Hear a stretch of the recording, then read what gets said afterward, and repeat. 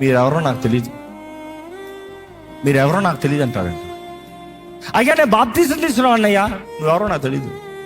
నువ్వు బాప్తీసం తీసుకున్నంత మాత్రాన పరలోకానికి వచ్చేవాడు కాదు. నిబంధన చేసిన వాడు నిబంధన తగినట్టుగా బ్రతుకుతానే. ఎందుకంటే నికోలాయితల బోధ ఏంటంటే, నువ్వేదో నమ్మి బాప్తీసం పొందు రక్షణ గురించి పడిన మాట ఉంది కదా, నమ్మి బాప్తీసం పొంది దాని తర్వాత ఏం చేసినా పరలోకం షూర్ నీకు కాదు. అందుకని యాకోబు పత్రికలో రాయబడుతుంది, పేతురు రాస్తున్నాడు, పౌలు రాస్తున్నాడు, ఇట్స్ ఆల్ వెరీ మచ్ నీకు అనుగ్రహించబడిన రక్షణ భయముతో జాగ్రత్తతో కొనసాగించు. నీకు ఇచ్చిన ఇంత గొప్ప రక్షణని నిర్లక్ష్యం చేస్తే ఏమవుతుంది నీ స్థితి? రక్షణ పొందినవాడు మరలా మరలా మరలా మరలా పాపపు కార్యాలు చేస్తా ఉంటే యేసుని బహిరంగంగా సిలువ వేసేవాడు, ఆయన నిబంధన రక్తాన్ని కాలి కిందకి వేసి తొక్కేవాడు. మీలోనే చాలా మంది అంటున్నారు, ఇదిగో నా ఇంట్లో తెలుస్తానన్న బయట తరవేస్తారు.